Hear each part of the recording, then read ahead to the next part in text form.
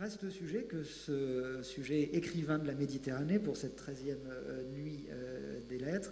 Et lorsque nous nous sommes parlé, mesdames, pour savoir comment le cerner, vous m'avez dit que le plus simple était peut-être de commencer par eh bien, une expérience personnelle. Il se trouve que toutes deux, vous avez participé à un ouvrage collectif intitulé « Enfants juives en Méditerranée musulmane ».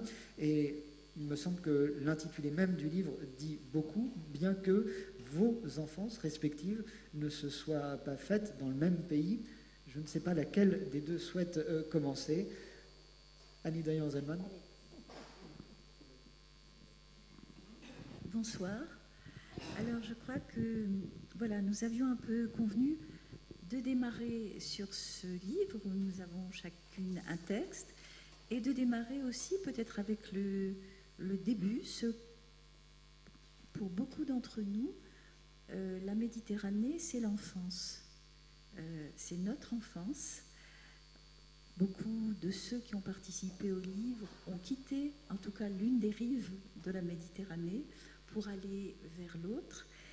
Et je crois que pour beaucoup des écrivains qui évoquent cette enfance, il se dégage une impression extraordinaire de clarté. Clarté, couleur, mosaïque de langues et de groupes. Je crois qu'on regrette toujours son enfance, mais c'est peut-être l'un des cas où le temps et le lieu sont absolument intimement liés et que pour beaucoup des écrivains, je parlerai ensuite pour moi, mais beaucoup des écrivains juifs de langue française qui écrivent dans les années 70-80 sont venus d'Égypte, de Tunisie, du Maroc, d'Algérie, avec les grandes vagues.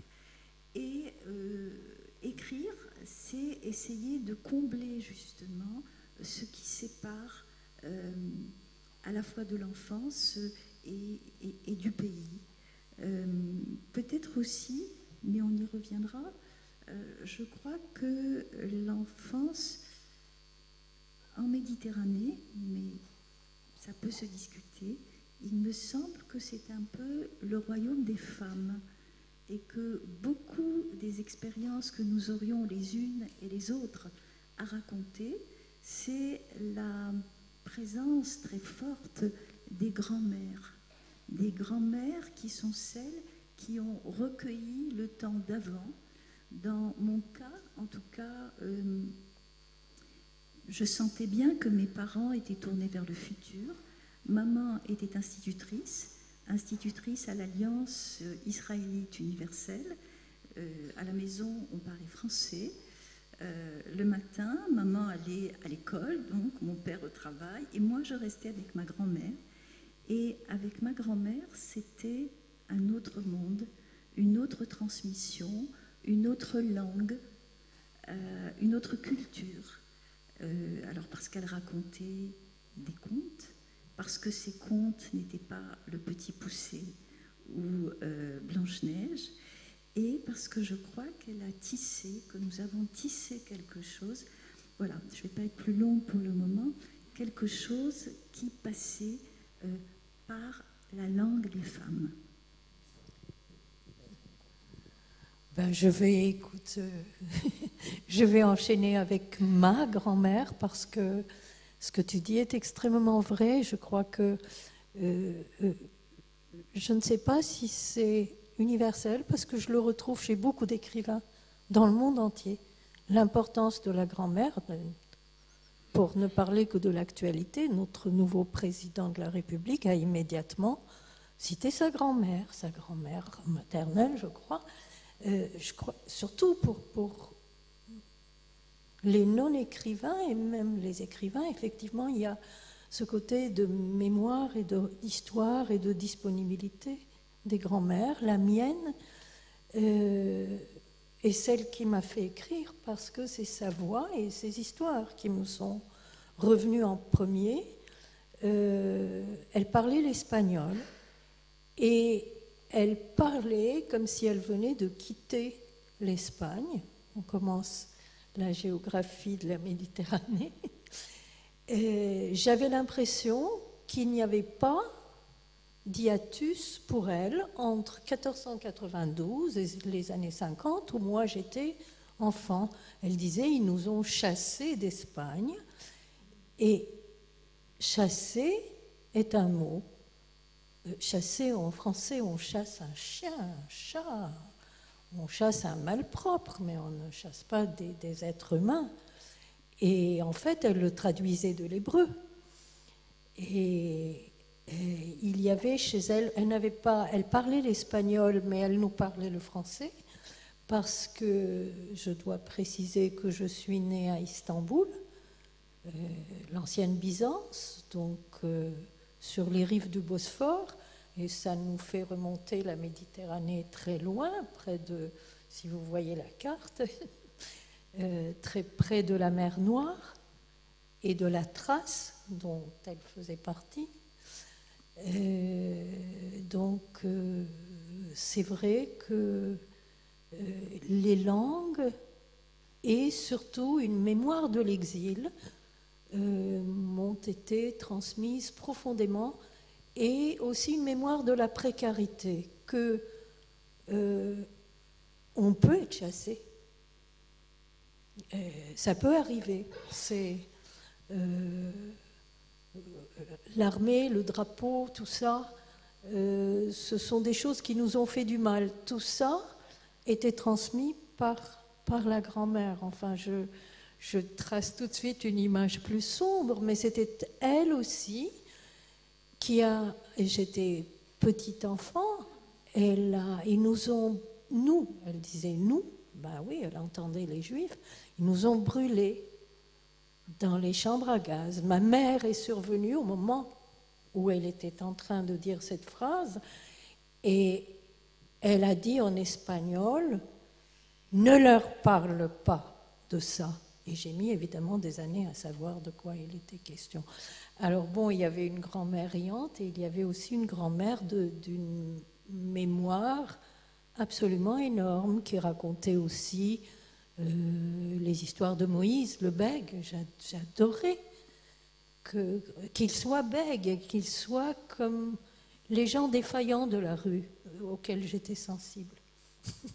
On comprend qu'il y a une sorte de constante de la grand-mère, qu'on soit au nord ou au sud de la Méditerranée. Vous évoquez la langue, Rosie. Est-ce que la langue est la même si, évidemment, on ne parle pas forcément la même langue, qu'on soit à Constantinople ou sur les rivages de l'Afrique du Nord, mais est-ce qu'il y a un fond d'une langue méditerranéenne, une façon d'aborder le monde, de décrire le monde qui serait la même ? Bon, je vais répondre en premier. Je ne crois pas. Oui. Je pense que c'est vraiment un bassin absolument énorme et absolument très, très multilingue. Donc, chez nous, effectivement, il y avait le turc, l'espagnol de ma grand-mère, l'allemand de ma mère parce qu'elle avait fait ses études dans un lycée allemand, le français de mon père parce que c'était la langue de la maison, et le turc était la langue de la rue. Et les enfants, j'ai fait partie de la deuxième génération scolarisée dans l'école publique gratuite obligatoire d'Atatürk, d'une république laïque. Ce qui m'apporte beaucoup encore aujourd'hui, je veux dire, dans le paysage politique actuel. Donc, moi, j'ai baigné au milieu de toutes ces langues et d'une ville cosmopolite où il y avait des réfugiés russes, des Allemands, des Italiens, des Levantins, des Grecs qui sont partis en 1956, mais j'ai habité une île où on ne parlait que le grec. Donc j'ai très naturellement baigné dans un environnement linguistique où je ne parlais pas toutes les langues, mais j'en comprenais beaucoup. Annie ? Je crois, moi, que la caractéristique commune, ce n'est pas une langue commune. Par exemple, pour les locuteurs de langue yiddish ou pour les juifs d'Europe centrale, il y avait une langue, le yiddish, avec ses diverses variations et ses divers accents. Il me semble que pour le bassin méditerranéen étendu, c'était justement la multiplicité des langues qui était, nous avons baigné, je crois. Alors, c'était à Casablanca, en période coloniale, puis juste après la décolonisation, c'était des langues qui ne se mêlaient pas, comme celles que tu évoques. Il y avait une sorte de distribution géographique. Par exemple, le nord du Maroc était un Maroc espagnol. Les gens parlaient espagnol. Et par exemple, certaines de mes tantes ne parlaient pas très bien espagnol, mais elles se rattrapaient en hispanisant à outrance les prénoms de leurs enfants. Donc, il y avait des séries de Esterita, de Isaquito, de Rosita, voilà, c'était...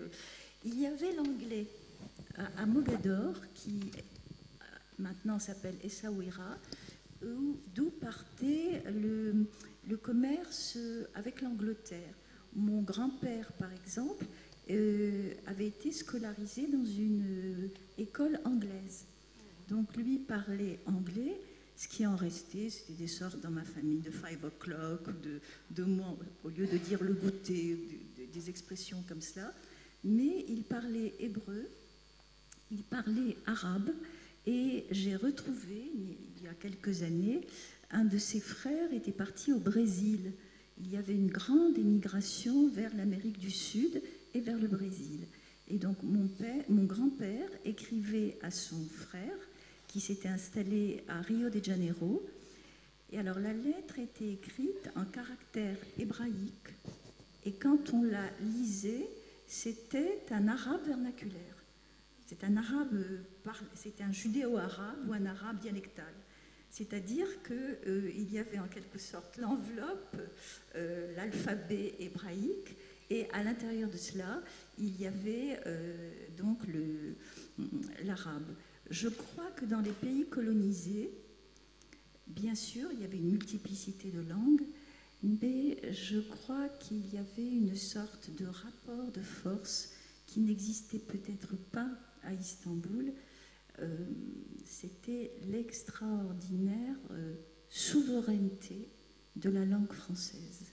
C'était l'extraordinaire élan avec lequel toute une génération s'est lancée vers le français. La génération de ma mère, de mes oncles, qui était donc la première génération à aller dans les écoles et les collèges de l'Alliance israélite universelle. Et je crois qu'on peut parler d'une passion pour la langue française. Mon oncle est encore vivant, il a 96 ans.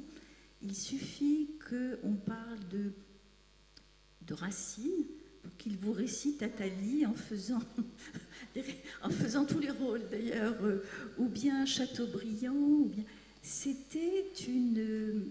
Je crois qu'il y aurait beaucoup à dire, je ne vais pas le faire, sur le travail de l'Alliance israélite universelle, et parce que le rapport à une langue, c'est le rapport à une culture, c'est le rapport à un avenir qu'on imagine, et c'est pour ça que mon rapport avec ma grand-mère était un peu différent. Elle ne parlait pas français, c'était un peu comme une orpheline d'une culture. Elle était très heureuse que ses enfants soient instituteurs, mais elle, ce n'était pas sa langue. Et d'une certaine manière, j'ai l'impression d'avoir reçu, presque en contrebande, quelque chose qu'on ne partageait qu'elle et moi, parce que autour de nous, cette langue était écrasée par l'autre langue, qui rayonnait beaucoup plus. Un peu bavardé tout à l'heure en arrivant ensemble, Rosie, on est tombé d'accord immédiatement en se disant, quand on parle des écrivains de la Méditerranée, le premier qui nous vient à l'esprit, c'est Homère. Est-ce que, en faisant, sans vouloir faire de parallèle avec tout ce que vous nous dites de passionnant depuis tout à l'heure, on peut tout de même essayer de revenir à cette source-là de ce qui est la littérature occidentale? À travers Homère? Évidemment.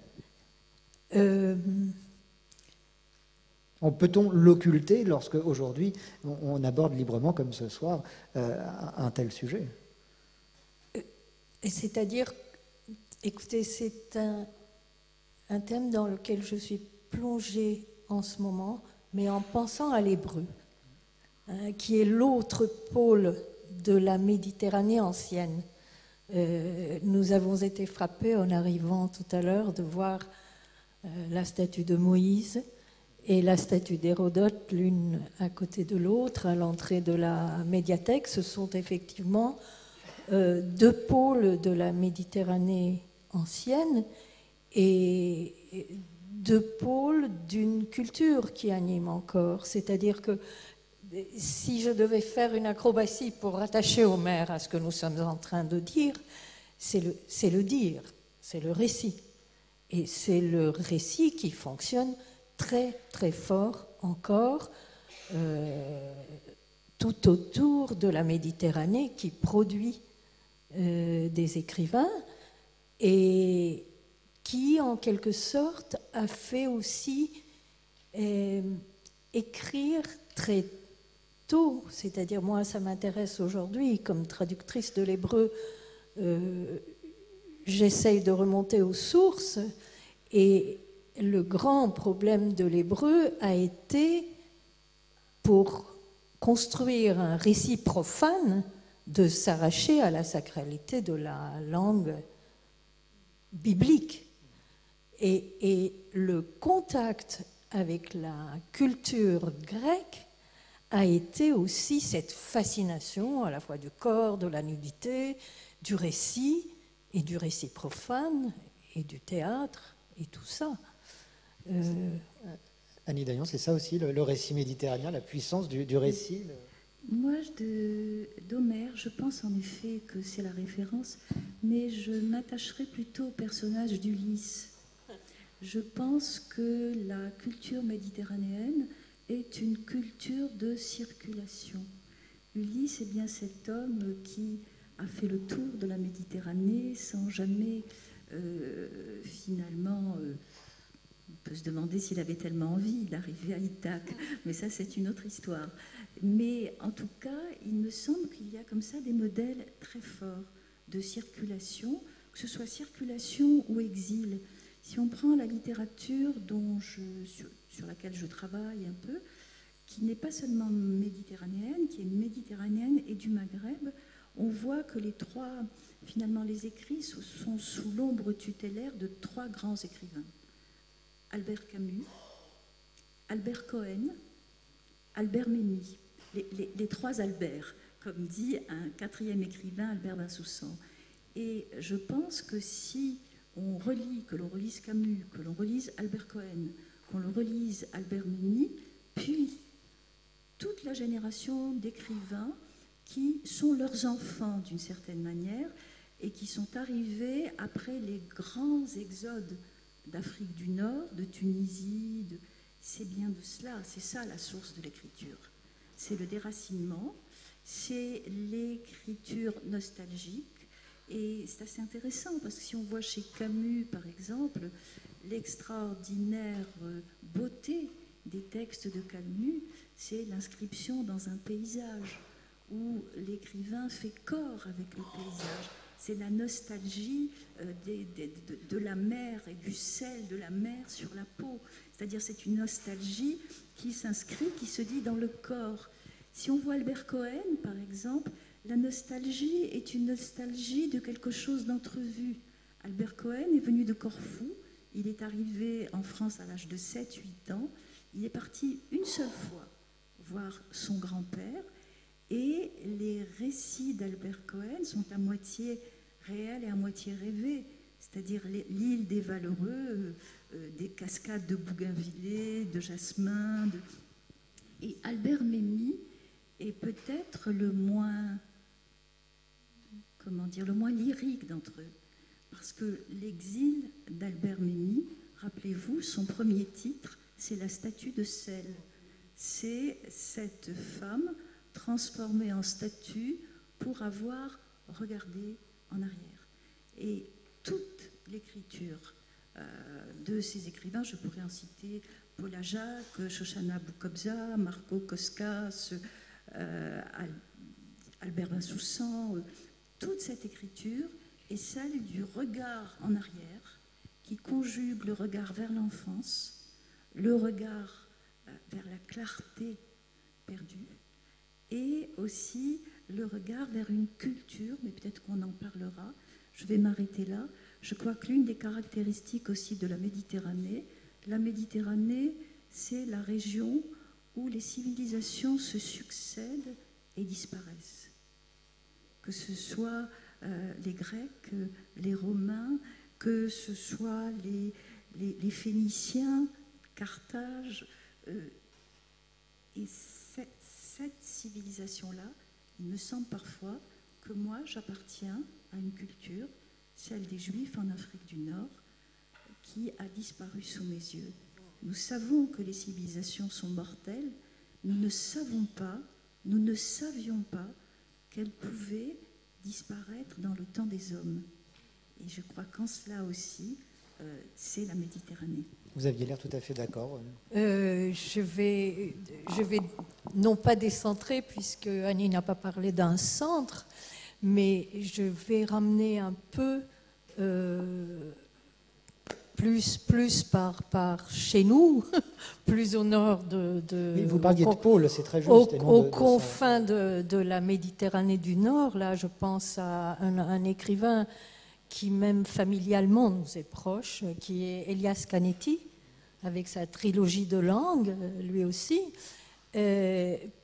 Parce que quand tu racontais justement la configuration linguistique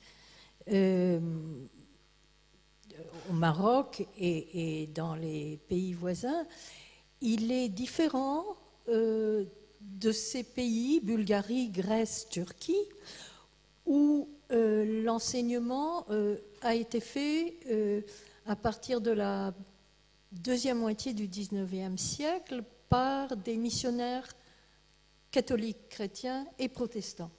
Donc les couches bourgeoises et surtout les minorités de ces pays-là ont eu accès à l'éducation par des écoles chrétiennes et une imprégnation chrétienne aussi de ces diverses cultures, et aussi qui ont été influencées par les guerres permanentes. La Première Guerre mondiale a été extrêmement meurtrière entre la Grèce, la Turquie, la Bulgarie, où les frontières n'arrêtaient pas de bouger et les Juifs n'arrêtaient pas de bouger. C'est ce que Elias Canetti raconte, et comment il finit par adopter une langue. Donc je crois que le problème des langues est justement beaucoup plus problématique, même s'il est adopté, comme tu l'as très bien dit, avec cette passion, cet amour, chacun selon... Chez nous, ma mère adorait autant l'allemand que mon père le français, tu vois. C'est une réalité beaucoup plus éclatée de ce côté-là et beaucoup plus marquée par les guerres, parce qu'il n'y a pas la stabilité des colonies jusqu'à une certaine date. Et voilà, c'est après que... donc, il y a une instabilité qui crée aussi une littérature qui est beaucoup plus heurtée, disons, moins nostalgique, à cause aussi du climat, qui est plus... Un mot, je voudrais qu'on entende... Mais non, je vous en prie, Annie. Je voulais qu'on entende Florent Labonnière nous parler justement de ce langage musical. Avant d'entendre votre oud nous parler, mais je voulais savoir si le langage musical, le répertoire musical avait, selon vous, le même éclatement qu'évoquait Rosie à l'instant, selon le... Alors, c'est une question qui est multiple pour moi, parce que suivant les pays, il y a une chose qui est certaine, comme l'imprégnation culturelle qu'on a dans tout le bassin méditerranéen. Il y a énormément de croisements culturels, croisements de langues, des langues qui se mixent aussi, des arts qui se mixent aussi, avec les influences des Omeyyades qui arrivent. Enfin bon, je ne vous fais pas un cours de musicologie, c'est promis. Mais en tout cas, ce qu'on retrouve, en tout cas, il y a des modes musicaux que l'on retrouve dans tout le bassin méditerranéen. Quand je parle de tout le bassin, c'est de l'Espagne, en faisant tout le tour jusqu'au Maroc. Et on retrouve des modes comme Hijaz, des choses comme ça, qui sont des modes qui viennent de Perse, qui ont fait tout le trajet de Perse et qui ont voyagé par les invasions, hein, par les colonisations successives, des cultures arabes, et tout ce trajet qui est remonté ensuite en Europe du Sud a donné des fruits merveilleux, parce que ça nous a emmené à des belles périodes comme la Renaissance, tout ça. Et donc cet instrument là, dont je vais vous jouer, qui s'appelle le oud, qui a quasiment 4000 ans aujourd'hui. Celui-là n'est pas d'origine, hein, je vous rassure. et donc qui a suivi. Ce qui est intéressant avec cet instrument, et c'est pas pour ça que je l'ai choisi, mais je trouve vraiment ça pertinent, il n'a pas énormément évolué pendant toute cette période. C'est-à-dire que depuis 2000 ans, il y a eu 2000 ans d'évolution dans des différents pays, des évolutions de lutherie, tout ça, de fabrication, mais en fait il n'a pas beaucoup évolué depuis quasiment 2000 ans. Donc on utilise encore aujourd'hui un instrument qui est utilisé par des hommes qui vivaient il y a des siècles et des siècles. Et je trouve ça assez fascinant. Est-ce que vous pouvez nous dire ce que nous allons écouter ? Alors qu'est-ce que nous allons écouter ? Donc quand on m'a proposé de venir participer à cette conférence, j'avais pour idée de proposer quelque chose de multiple, comme est d'ailleurs mon approche des musiques méditerranéennes. Parce que moi, je me suis autant passionné pour les musiques arabo-andalouses du Maroc que pour la musique ottomane turque ou même la musique romane des tziganes turcs, avec qui j'ai beaucoup travaillé. Et donc, je vais vous proposer en fait un croisement entre ces différentes musiques, en jouant donc d'une improvisation dans le mode qui va être utilisé dans les deux morceaux. Et donc là, ça va être d'abord un taksim, donc une improvisation libre sur un mode rast, et donc un morceau marocain suivi d'une pièce turque. Voilà. On va donc vous écouter. On va parler après des ponts qui peuvent être faits entre littérature, langage et musique. On écoute Florent.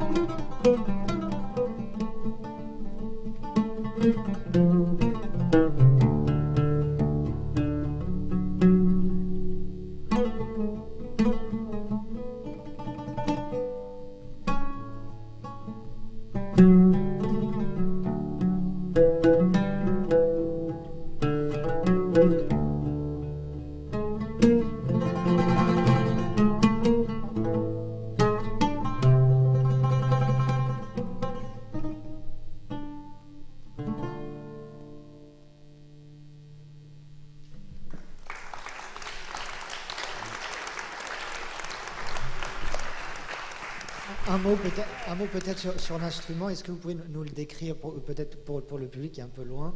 Il y a quoi? Il y a 13 cordes, des cordes sympathiques? Alors, oui, en fait, on n'a pas besoin de micro. Donc, ce oud-là, il a 13 cordes. Je l'ai fait fabriquer au Maroc par un luthier formidable qui s'appelle Abdullah Mourid de Casablanca. Et il est en 13 cordes, ce qui est assez rare. Le oud, en général, on le trouve dans tout le bassin méditerranéen plutôt en 11 cordes. Alors, on utilise 11 cordes avec une corde très grave pour les gens qui accompagnent le chant, pour avoir des basses pour accompagner le chant, et sans cette corde basse, mais avec cette corde aiguë en plus, pour ceux qui jouent en musique soliste. Donc pour faire ressortir les mélodies, il est préférable d'avoir des cordes aiguës. Et en fait, pour ne pas avoir deux ouds à trimballer, j'ai choisi de faire un seul avec... voilà. Mais c'était quelque chose qui se pratiquait autrefois, mais qui se fait de moins en moins, en fait, qui est assez rare aujourd'hui. On vous entendra à nouveau à l'issue de cette rencontre, Florent. Annie Dagnan, quand vous entendez ces airs, effectivement, aux influences très multiples, on reconnaît plein de choses. Ça vous inspire quoi?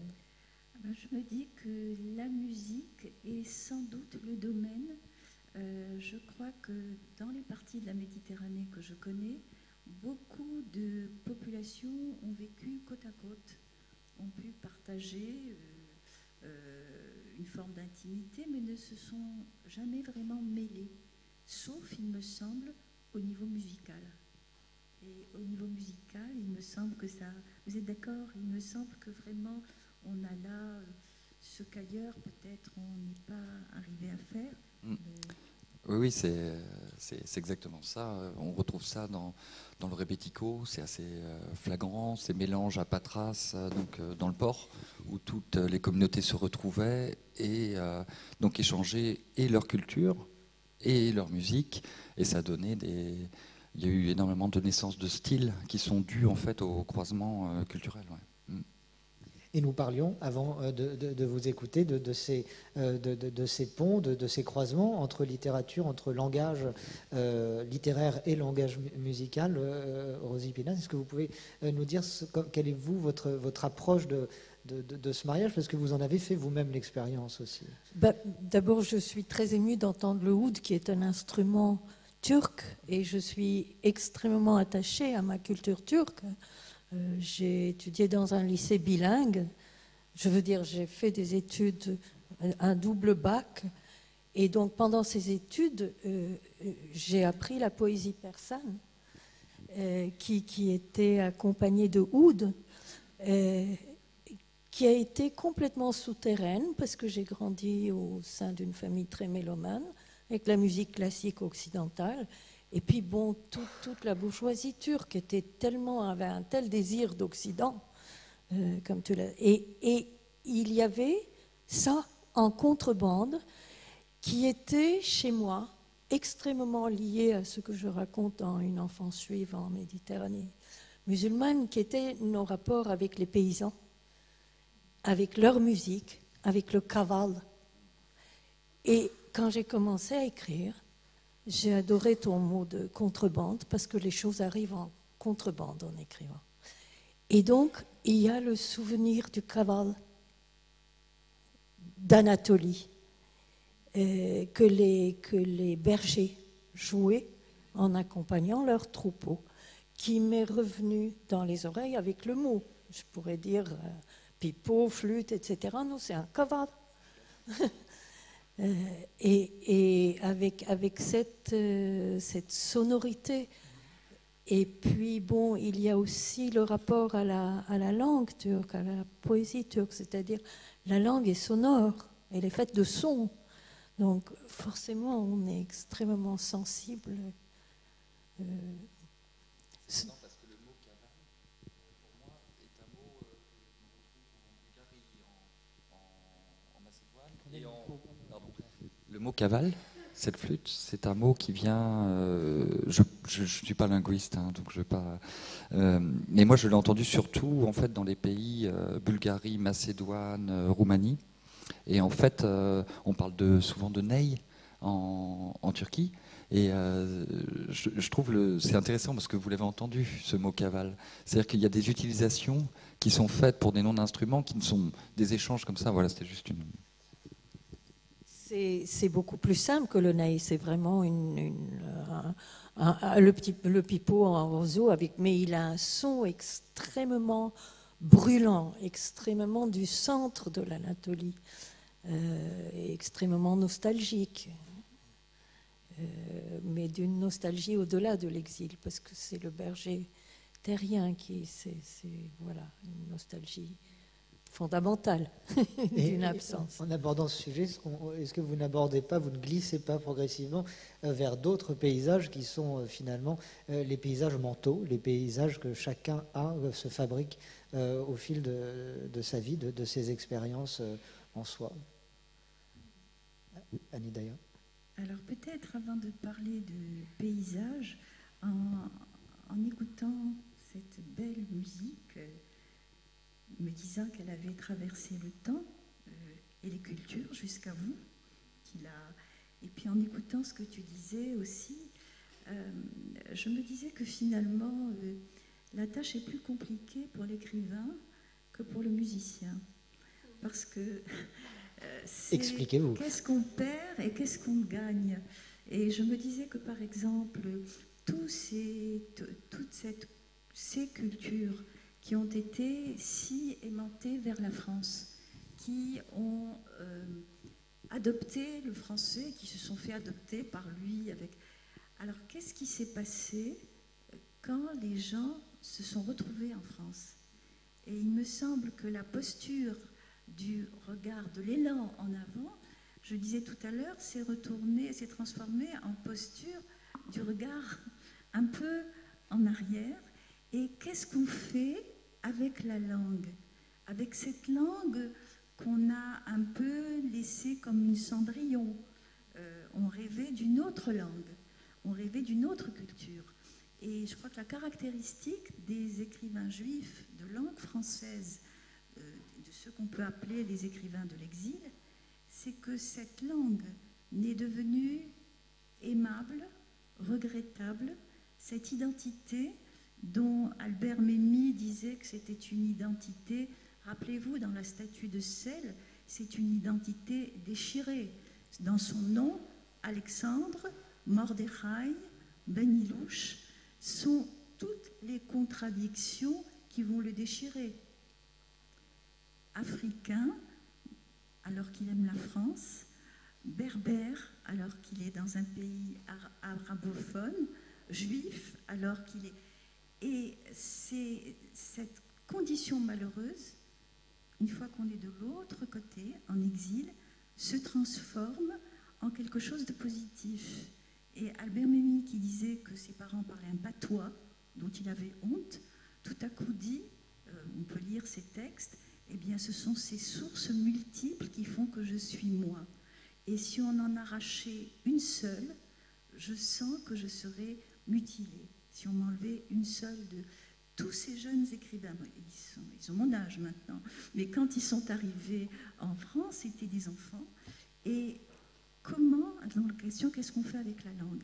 Et je crois que si vous lisez Paul Jacques, que si vous lisez Marco Koskas, que si vous lisez Ami Bouganim, qui lui a été vivre en Israël, vous vous apercevez que bien, la langue française va être infusée de ces autres langues. Et je crois que toute littérature est aussi une histoire de langue.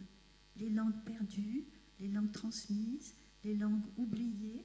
Et chacun, par exemple, Albert Cohen disait de lui-même « Je suis un arbre de Judée, en tant qu'écrivain, je suis un arbre de Judée dans la forêt française. » Et je crois que tous ces arbres dans la forêt française vont s'inventer un style, une écriture. Dans certains cas, c'est le rythme d'une autre langue. Le français devient comme une matière qu'on peut sculpter, à qui on peut donner des rythmes. Dans d'autres cas, on va l'infuser de mots venus de là-bas. Dans d'autres cas encore, on va jouer sur les accents. Quiconque a fait le tour de la Méditerranée sait qu'on y parle beaucoup le français, avec une extraordinaire variété d'accents. D'ailleurs, que moi je trouve magnifique. Je suis triste qu'il s'efface. Comment est-ce qu'on rend un accent en littérature? Et je crois que tous ces écrivains-là, c'est aussi ça. Maintenant, excusez-moi, j'ai oublié la question. C'était sur le paysage mental, mais parce que vous parliez de la langue et de ce travail d'écriture, j'avais envie d'entendre la traductrice que vous êtes, Rosie Pinas-Delpech, nous parler j'allais dire, de la cuisine, et vous qui travaillez le texte de l'intérieur pour traduire ces textes de l'hébreu au français. Est-ce que vous avez une remarque qui pourrait rebondir sur ce que nous disait Annie? Je suis désolée d'avoir à me citer, mais c'est comme si tu décrivais exactement ce qui m'est arrivé quand j'ai commencé à écrire. J'ai voulu traduire mes langues absentes. Et la contrebande revient là-dedans dans Suite byzantine, qui est le premier volet d'une trilogie linguistique. J'ai écrit carrément des titres de chapitres en turc. J'ai mis Kaval. Cette flûte des bergers, le lecteur comprend très très bien. Il y a un chapitre qui s'appelle Yol, comme dans le film Yol de Yılmaz Güney, qui est très connu, qui est un film absolument splendide, qui est une traversée de l'Anatolie sous la neige avec un homme qui porte sa femme malade à travers la neige. Et donc c'est des mots très forts que je sentais d'une certaine manière exclus de ma langue française. J'avais besoin de faire couler en français ma part de turc au bout d'un moment. Et de la même manière, après avoir vécu un certain nombre d'années en Israël, l'avoir quitté difficilement, à regret, je n'ai eu de cesse que de la traduire en français pour plus encore que le turc, qui est une histoire personnelle. Avec l'hébreu, je crois qu'il y a une histoire comme la Grèce antique. Il y a en Méditerranée une part d'hébreu extrêmement importante. Comme, je veux dire, l'hébreu devrait figurer au même titre que le grec et le latin parmi les langues qu'on devrait apprendre. Et il y a une espèce d'amnésie qui n'en a pas fini encore. On apprend l'hébreu moderne, on peut faire de l'hébreu en théologie. Et donc, j'ai eu besoin, quand j'ai découvert la Bible hébraïque en hébreu, j'ai été absolument effarée par les grosses erreurs de traduction, la déformation du texte original. Et il y a eu chez moi, comme l'a fait merveilleusement Méchonique en traduisant la Bible en poète, il y a eu chez moi plutôt ce désir de faire connaître une culture qui existe depuis 100 ans seulement, à peine, autour de la Méditerranée, qui est la culture israélienne. Mais l'hébreu, contrairement au grec ancien et au grec moderne, est très lié encore pour le moment. On ne sait pas pour combien de temps.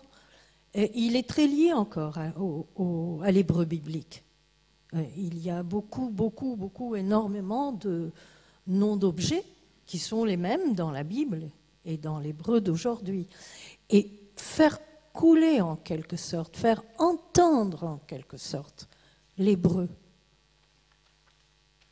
en français, en traduisant des écrivains, est pour moi une passion de traductrice. Je ne traduirai pas de la même manière l'hébreu comme je traduis le turc. Nous n'avions pas encore abordé jusque-là, effectivement, cette culture israélienne aujourd'hui. Annie Dayan-Rosenman, elle s'impose aujourd'hui ou elle se distingue ou elle se noie dans une globalisation culturelle? Elle devient méditerranéenne. Je crois que c'est une des caractéristiques. Lorsque je suis arrivée en Israël, dans les années 70, il y avait beaucoup de cafés, comme il y en a à Vienne. C'est-à-dire des cafés, vous entrez dans un immeuble C'était très anglais en même temps. Je me souviens que dans un des cafés, le café le plus connu de Jérusalem, qui s'appelait Atara, donc on mangeait de magnifiques pâtisseries viennoises à l'intérieur, et il y avait encore de vieux messieurs qui venaient lire leur journal dans le fond de la salle. Et moi, j'étais fascinée parce que je croyais être partie en Israël et je croyais là que j'étais quelque part dans un club en Angleterre ou à Vienne. Et année après année, je pense qu'Israël a accepté d'être en Méditerranée. C'est-à-dire que j'ai vu la musique changer. Il y avait à un moment donné une crainte en Israël. Le terme n'était pas Méditerranée, n'était pas Orient, c'était le terme péjoratif, la crainte d'une levantinisation. C'est comme ça que j'ai appris le mot d'ailleurs. J'avais pris un air modeste, pensant que c'était quelque chose de bien, et puis après j'ai appris que la levantinisation, c'était la crainte. Alors c'est passé, ça nous fait rejoindre la musique. On a commencé à entendre en Israël de la musique grecque. Pas du tout de la musique arabe ou du oud, mais c'est comme si on se rapprochait de la périphérie, on allait vers un centre. Et moi, je ne savais pas pourquoi, mais dans les autobus, quand on est en Israël, il y a la musique à fond, et c'est absolument magnifique. Et tout à coup, cette musique grecque s'est mise à entraîner les autobus de plus en plus. Si vous allez maintenant, vous allez voir qu'il y a des cafés à l'extérieur. C'est-à-dire, alors ça, c'est pour l'extérieur. Maintenant, elle accepte d'être en Méditerranée. Je crois aussi qu'il faut poser la question pour l'intelligentsia, pour les écrivains. Et je pense par exemple à quelqu'un comme Aleph Bet Yehoshua, qui est un des 3 grands écrivains israéliens. Il y en a beaucoup d'autres que toi tu connais, Rosie, je sais. Mais disons que les gens qui ne connaissent pas parfaitement la littérature israélienne en connaissent au moins 3. Amos Oz, David Grossman et Aleph Bet Yehoshua. Voilà, ce sont les grands ancêtres. Eh bien, je crois que chez Aleph Bet Yehoshua, de plus en plus, il y a ce paysage, on parlait de paysage, et je crois que la Méditerranée, c'est un paysage réel, la très belle affiche, cette mer si bleue que ça donnait envie de venir ici, mais c'est aussi un paysage mythique, la Méditerranée, c'est un paysage mental, et je crois que peu à peu s'inscrit en Israël cette culture méditerranéenne. Je pense à un des livres d'Aleph Bet Yehoshua, Voyage vers l'an 1000, qui est un voyage de Tanger à Paris, d'un commerçant tangérois. Je pense à des ambassadeurs de la Méditerranée en Israël, puis d'Israël vers la France. Je pense à cette magnifique actrice décédée beaucoup trop tôt, Ronit Elkabetz. Et je crois qu'avec Ronit Elkabetz, avec son premier film, Shhour, par exemple, on a vu apparaître des personnages de méditerranéens qui n'étaient pas forcément des comiques, qui n'étaient pas forcément... et ce qui est magnifique, c'est qu'ensuite, elle est revenue vivre à Paris en tant qu'ambassadrice, d'une certaine manière, aussi de cet Israël méditerranéen. Rosie, on pourra vous retrouver dans les jours qui viennent dans le cadre de la Comédie du Livre, puisque vous accueillerez, si je puis dire, votre auteur chez Actes Sud, qui est Orly Castelboum, dont vous avez traduit les ouvrages. C'est un auteur méditerranéen ou un auteur israélien? Les deux, mon capitaine. Mais je voudrais... Oui, non, mais volontairement, je séparais pour savoir. Mais je voudrais vraiment aller dans le sens de ce qu'Annie vient de dire, parce que comme traductrice, j'ai senti aussi ce glissement dans le vocabulaire, dans l'écriture des écrivains. Un écrivain comme Edgar Keret, dont les parents sont originaires de Varsovie, mais qui écrit, qui a été le jeune auteur qui a introduit l'argot dans la littérature, etc. L'argot israélien s'est arabisé. Et c'est quelque chose que je dis souvent quand on parle de l'extrême, évidemment, antagonisme, drame, guerre, etc., entre Palestine et Israël. Mais en même temps, il y a une infiltration absolument incroyable de l'argot qui autrefois était du yiddish et qui aujourd'hui est devenu de l'arabe en passant par l'armée, tout simplement. Et la langue, on peut pas la commander, sauf si elle est dictatoriale. La langue, elle fait sa vie, de la manière la plus sauvage et inattendue qui soit. Et donc, c'est vrai que quand je vais en Israël, je tends l'oreille aux mots de la rue. Et il y a sans cesse, effectivement, des mots arabes. Ce qui me ravit absolument, parce que c'est une réalité qui dément et provoque une autre réalité, et qui, je l'espère, sera la plus forte. Et en ce qui concerne votre... Pour oui. en revenir à Orly Castelblum, nous allons intervenir par 2 fois, samedi matin et samedi soir, et elle va parler de ses livres, surtout de son dernier, le roman égyptien, qui est l'histoire de sa famille. Elle est d'origine égyptienne, on n'en a pas parlé. C'est encore une autre histoire, encore une histoire de langue chez elle aussi, du passage du français à l'hébreu en Israël, pour une enfant née en Israël. C'est un pays où le métissage linguistique est absolument unique au monde, c'est inutile de le dire, c'est un ravissement permanent pour moi d'entendre derrière moi aussi bien de l'éthiopien que du russe, et en même temps de voir, parce que j'ai une longue vie là-bas, de voir les enfants des premiers Éthiopiens que j'ai vus arriver parler maintenant l'hébreu sans accent. Mais en même temps, tout ça, les accents continuent. Il y a à la fois une domination de l'accent du pays et il y a en même temps du forcing d'autres choses. Est-ce que cela, tout ce que vous nous dites depuis tout à l'heure,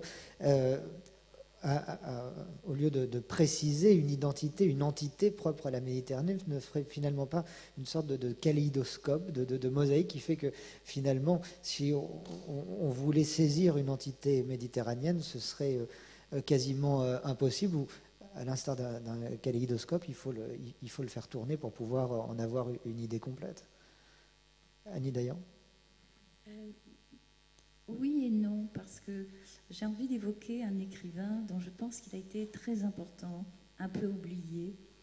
Je pense à Laurence Durel et au Quatuor d'Alexandrie. Je pense que la Méditerranée, là, voilà, nous avons choisi un angle qui est aussi en rapport avec nos propres biographies, avec nos intérêts, avec nos lectures, voilà.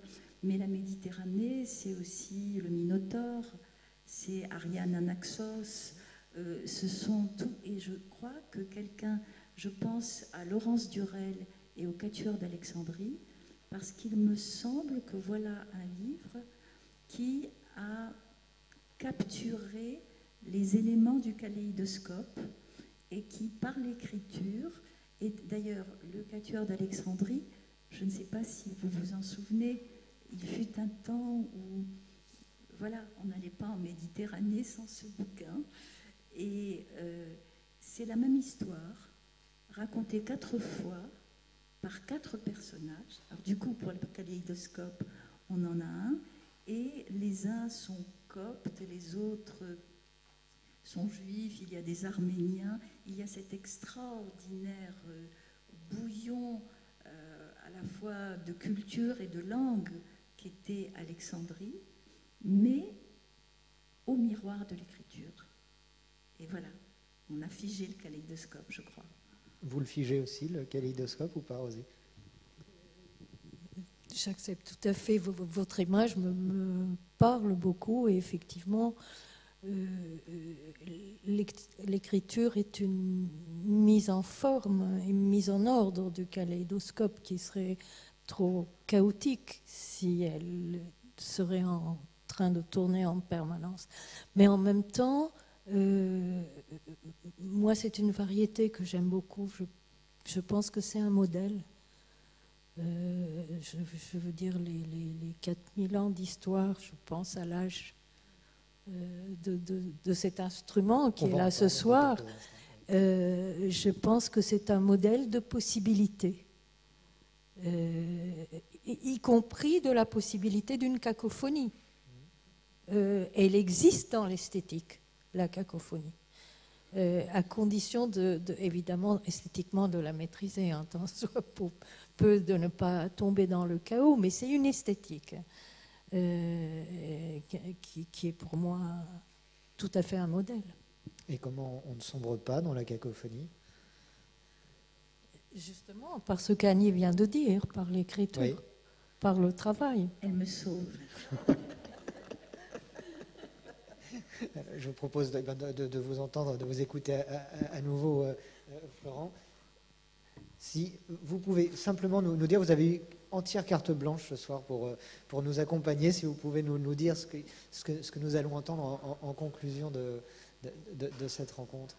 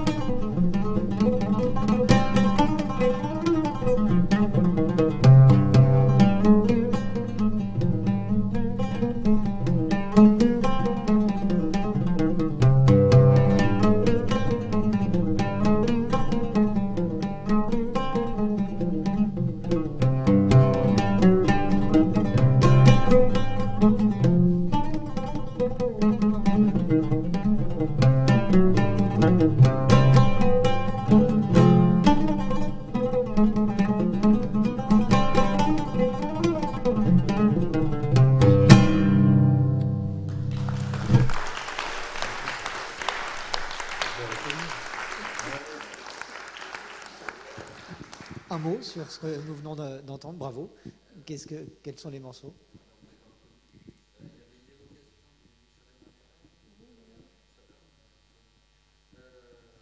Ensuite, il y avait l'Amabada, musique qui vient d'Égypte, mais qui est passée dans tous les pays du Maghreb.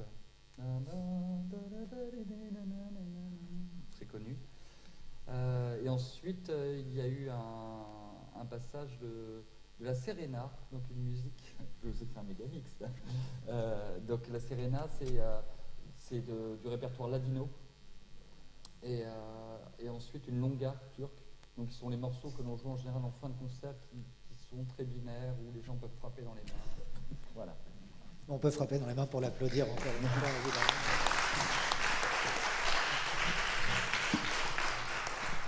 Si vous avez des questions à poser à Rosie Penas-Delpech ou à Annie Dayan-Roselman ou à Florent, n'hésitez pas. Vous avez la possibilité de le faire.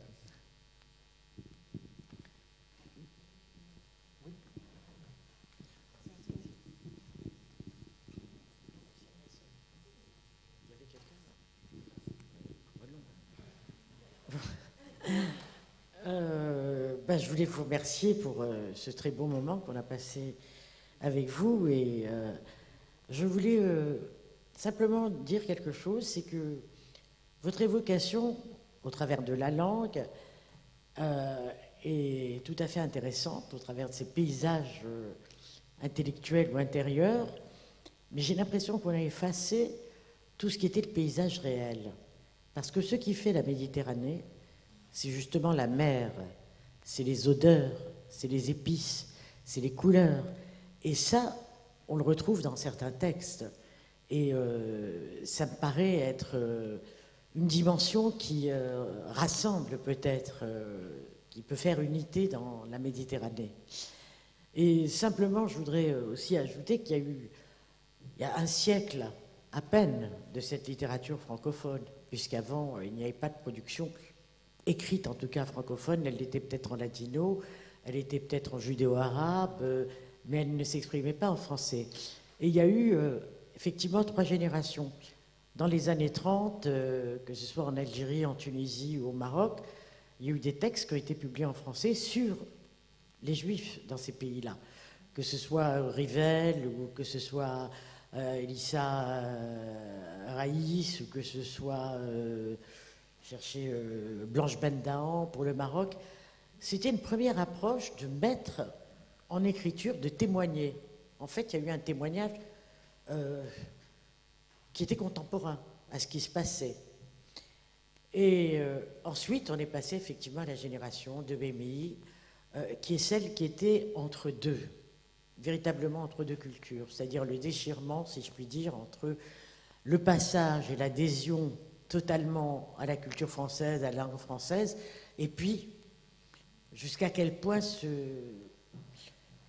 perdre, si je puis dire, en gommant ce qui était toute la littérature orale, dans le fond, d'Afrique du Nord. Voilà.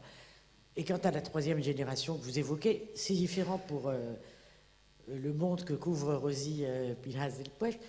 C'est à ce moment-là une recréation, c'est-à-dire que c'est un univers totalement mythique, celui de la mémoire et de la mémoire recréée, qu'il s'agisse de Marco Koskas, qu'il s'agisse de Katia Rubinstein, qu'il s'agisse d'autres écrivains.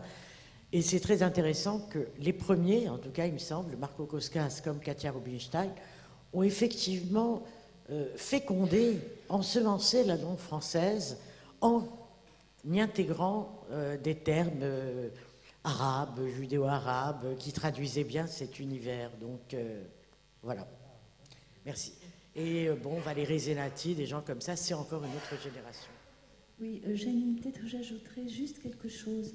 Dans les écrivains que tu évoques, effectivement, Rivel, en particulier beaucoup d'écrivains de l'Alliance, je ne dirais pas que c'était des écrivains. Ils avaient plutôt, pas du tout pour enlever quoi que ce soit, mais ils avaient plutôt la position d'ethnologue.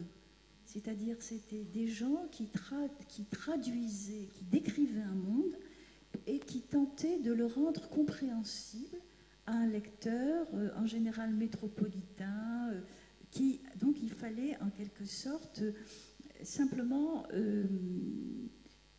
éclaircir ce qu'on décrivait. Je crois, moi, que la littérature, cette littérature, naît très exactement avec Albert Memmi, et elle naît très exactement avec la statue de sel, parce que faire de la littérature ou être un écrivain à ce moment-là, c'est faire entendre une voix d'individu. Un individu qui parle pour lui, qui va en quelque sorte, d'ailleurs la statue de sel permet à des générations entières de jeunes qui la lisent une possibilité d'identification, parce que c'est ce qui est si difficile dans les pays dont on parle, c'est un jeu. Et puis, ironie de l'histoire, troisième génération dont tu parles, le jeu est perdu, parce que dans la plupart des écritures minoritaires, le jeu devient un jeu collectif. Et chacun des écrivains, que ce soit Koskas, que ce soit Annie Goldman, que ce soit Paul Ajac, eh bien, chacun se reconnaît dans l'histoire, reconnaît ce qu'il a perdu dans ce qu'on décrit. D'où d'ailleurs un rapport parfois très, très proche et un peu tyrannique entre les écrivains et leur public. Donc je suis d'accord en gros avec toi, mais je ne sais pas si toi tu es d'accord que la première génération, on peut appeler ça littérature, mais c'est à la limite de l'ethnologie.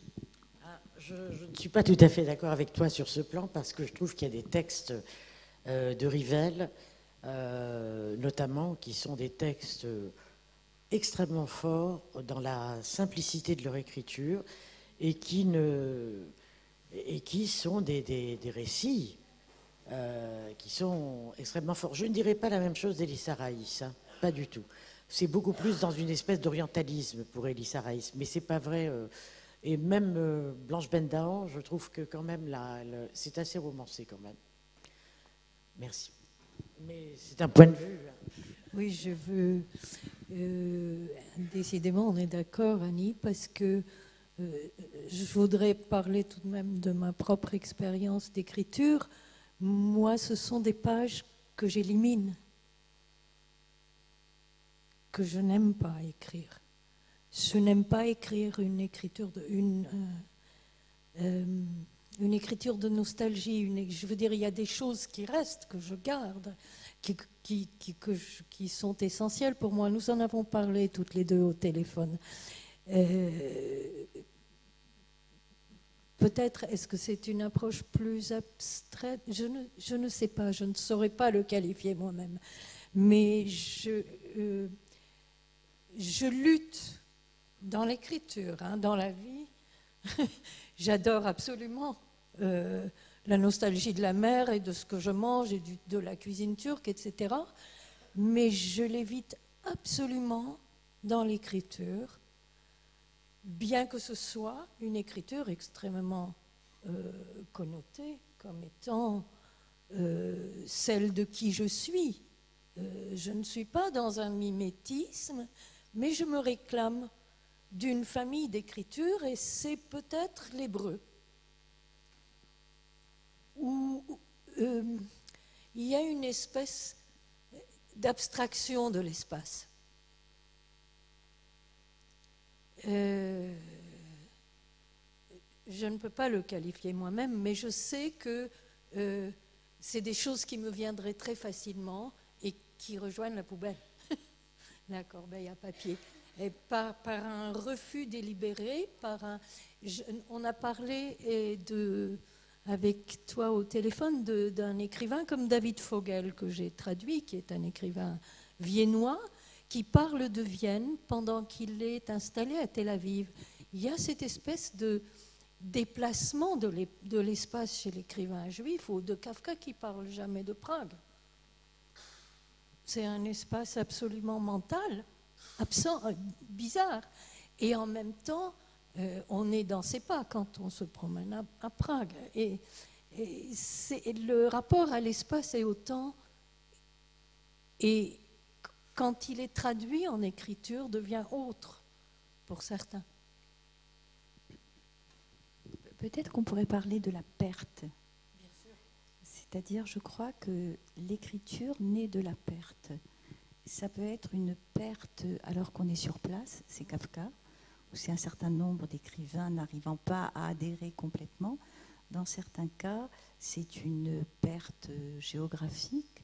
Je pense à un très beau texte, parce que tu parlais du fait du caractère charnel, de cet écrit. Voilà. Voilà.